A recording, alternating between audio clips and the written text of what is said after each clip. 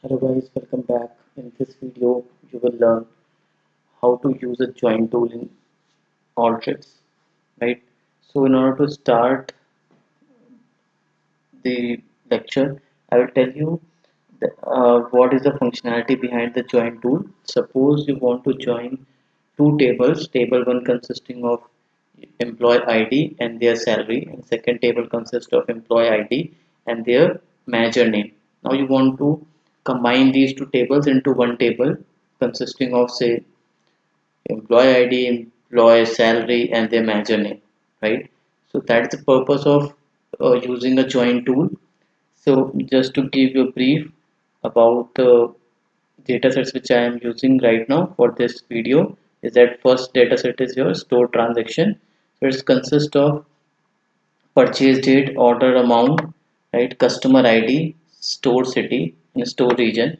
And second data is regarding the customer club card membership, right? So this consists of customer ID, customer name, phone number and so on, right?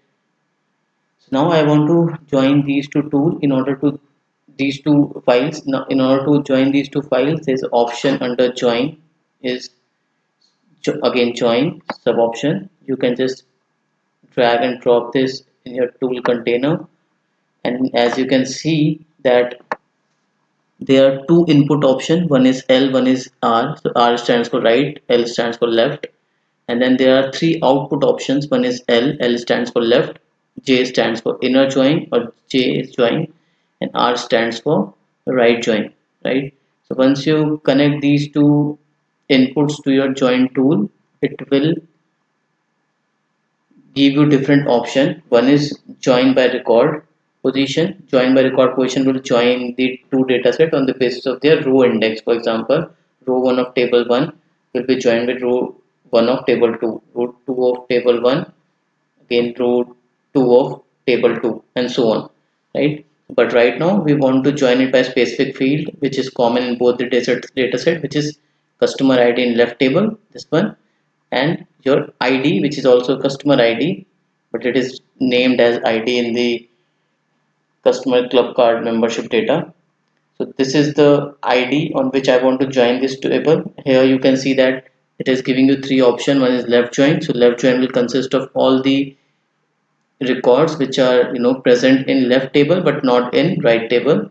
Join is a common of right, all the records which are present in right as well as left table. Right R option will give you all the records which are present in right table but not in left table, right?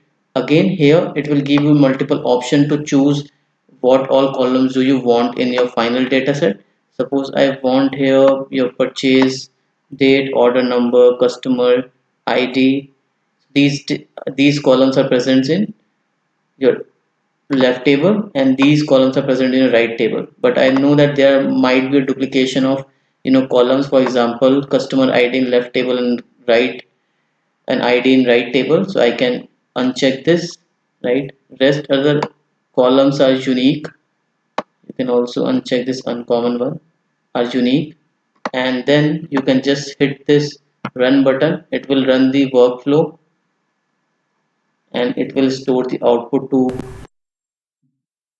options. So this has taken 2.1 second to run the workflow. So as you can see that left option will give you all the records which are present in left table but not in right table. So this does not consist of the common records, right? Your join option will give you all the records which are present in right as well as left table, the common ones, and it will consist of all the columns which are present in right as well as left table. Right will give you all those records which are present in right table but not in left table, right? So these IDs are not present in your left table, so that has not been joined. So you can see that this particular option consists of only those columns which are present in right table and not in the left table. Also it consists of all the records, all the rows which are not common or which are not present in left table. That's all for this video. I hope you like this. Thank you.